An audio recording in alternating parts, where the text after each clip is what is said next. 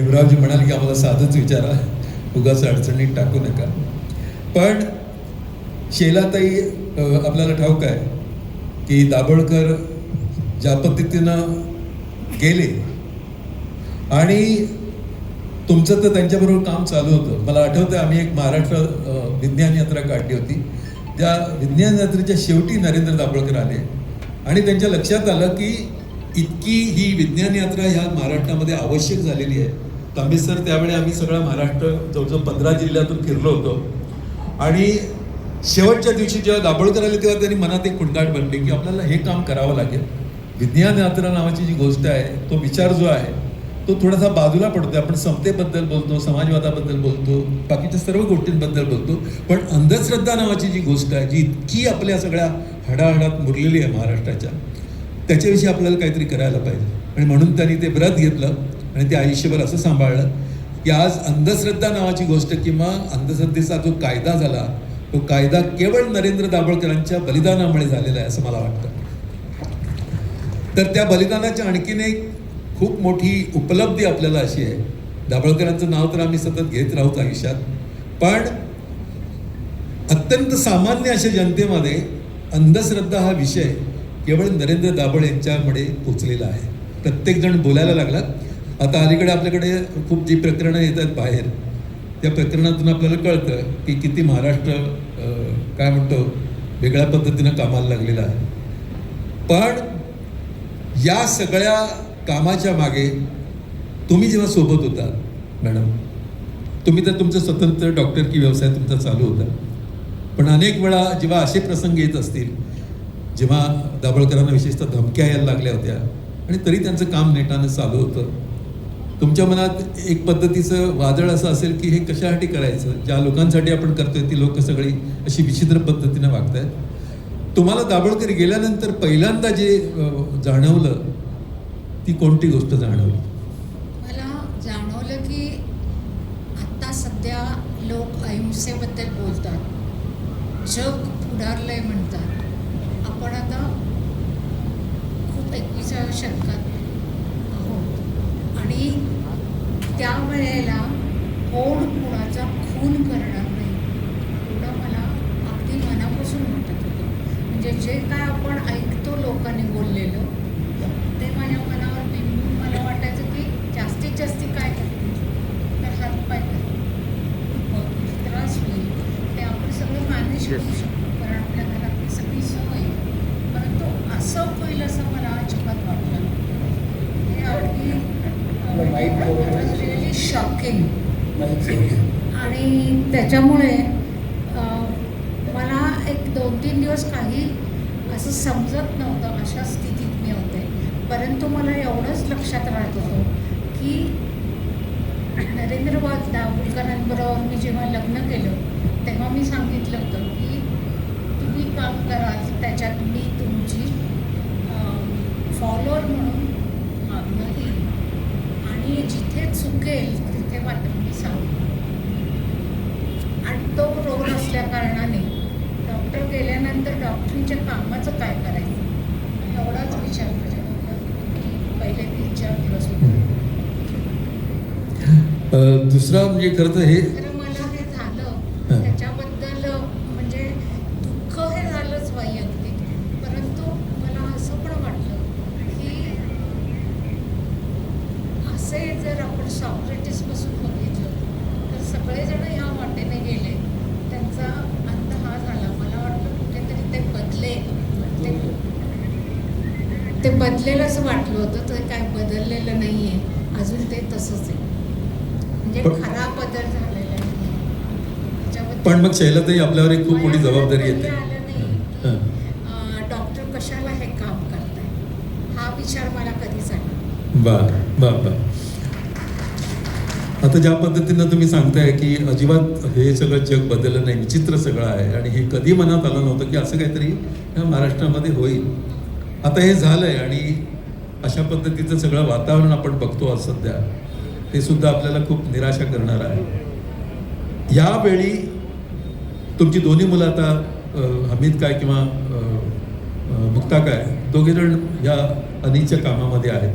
जशी दोन्ही मुलं तुम्ही ह्या अंधश्रद्धा निर्मूलनाच्या कामाला दिलेली आहे वगैरे.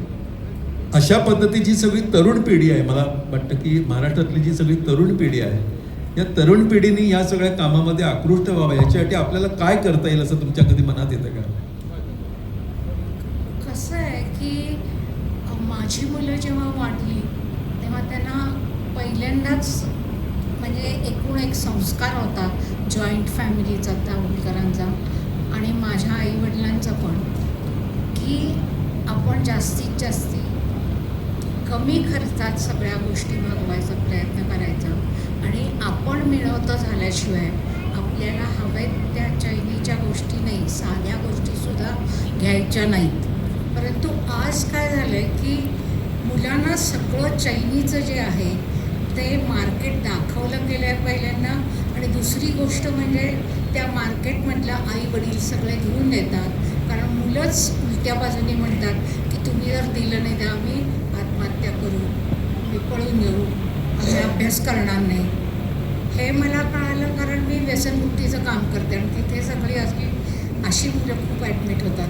त्यामुळे तेच आईवडिलांना एक दहशत निर्माण केल्या कारणाने आईवडील त्यांना देत जातात आणि मग त्यांना खरं जगणं काय आहे हे कळतच नाही. म्हणजे मगाशी मला कोरगाव सर भेटले तेव्हा मी म्हटलं परत एकदा नॉन फॉर्मल एज्युकेशन म्हणजे तुम्ही घरात कसं वागा, तुम्हाला एकूण लग्न करायचं आहे तर काय माहिती पाहिजे, अशा सगळ्या छोट्या छोट्या गोष्टींचा एक अभ्यासक्रम करून ह्या मुलांना त्या परीक्षेला बसवलं तर ते शाळेतल्या परीक्षांचा अभ्यास करतात. तसं थोडासा अभ्यास करून थोडा कडभर फरक पडेल असं वाटतं. पण एकदा चैनीत केलं की परत येणं फार कठीण असतं, कारण the comfort of today becomes the necessity of tomorrow. Okay. पण राष्ट्रसेवा दल तर तुम्हाला माहिती आहे की सगळ्या पद्धतीनं या सगळ्या अंधश्रद्धेच्या विरुद्धच्या लढाईमध्ये, निर्मूलनाच्या लढाईमध्ये आहे. राष्ट्रसेवा दलाकडून तुमची काय अपेक्षा आहे असं तुम्हाला सांगता येईल? मला असं वाटतं की जे काम करायचं आहे परिवर्तनाचं ते एज ग्रुप 12पासून कशाला आधीपासून 10पासून 25पर्यंत केलं पाहिजे. कारण हा काळ जो आहे त्या काळामध्ये ब्रेन डेव्हलपमेंट होत असते आणि ती जी ब्रेन डेव्हलपमेंट होते ती नंतर आपण पुरसुंडी म्हणून पुढच्या आयुष्यात वापरतो. ती तयार होत असतानाच त्या मुलांना त्या सवयी लागल्या पाहिजेत. जोपर्यंत सवयी लागत नाहीत, एक रुटीन पाळायची, एक व्यवस्थित राहायची, घरातलं काहीतरी करायची आणि कुठलीही गोष्ट झाल्यानंतर आपल्या मोठ्यांना रिस्पेक्ट करायचं. म्हणजे ते मोठ्या नसतील परंतु आपल्याला एक सवय लागावी म्हणून करणं अतिशय गरजेचं आहे. आणि त्याच्यासाठी हे सगळे जे कार्यक्रम आहेत की आपण म्हणतो वयात येताना, नंतर मग लाईफ स्किल्स, अशा सगळ्या ज्या आहेत त्या सरकारने खरं तर ह्याच्या अभ्यासक्रमात घेतलेल्या आहेत आणि तेवढी मात्र पानं उलटून मुलं पुढे जातात, शिक्षक पुढे जातात, आई वडील पुढे जातात. त्यामुळे त्यांना कुठल्याही पद्धतीने न्यूक्लिअर फॅमिलीमध्ये म्हणजे आई वडील आणि मुलं राहत असलेल्या फॅमिलीमध्ये बाकीचं दर्शन घडतच नाही. आणि मग ते म्हणतात की गरीब झाले म्हणून काय झालं, त्यांच्या कर्माने झाले. म्हणजे त्याच्या मागचा सामाजिक अर्थ ते समजावून घेत नाही आणि तो समजून सांगण्यासाठी म्हणून जर काय करता आलं तर ते करावं. म्हणजे मी स्वतः ह्याच्यासाठी जवळजवळ 200 शाळांमध्ये हा कार्यक्रम राबवला होता आणि तेव्हा मला सरकारने त्याचं फंडिंग केलं होतं आणि तो कार्यक्रम खूप चांगला झाला होता. आणि त्यावेळची जी मुलं होती ती मुलं अजूनही मला भेटतात आणि म्हणतात की मॅडम तेव्हा तुम्ही आम्हाला सांगितलं म्हणून आम्ही वाचलो. जोरदार टाळ्या आपण देऊया शैलाताईंच्या उत्तरासाठी. आणि मला नेहमी असं वाटतं की घरामध्ये एखादी बाई असते, ती काही न बोलता लढत असते, ती काही झेंडाबिंडा घेऊन रस्त्यावर जात नाही. तर मला नेहमी असं वाटतं की साध्याच लढायांसाठी साधाच तिचा एल्गार, घोषणा मोर्चे नाही साधाच तिचा अवतार. ती वाटा जोडू पाहते या तुटलेल्या गावात, काजवा होऊन फिरते या काळोखी वडव्यात. ती नाव होऊन येते या फुटलेल्या धरणात, आणि ती पुढेच होती आधी आणि ती पुढे पुढे राहणार. ती पुढेच होती आधी आणि ती पुढे पुढे राहणार. एकदा शैलांसाठी, शैलाताईंसाठी जोरदार टाळा. आणि आता मी जातो साजिदाताईंकडे.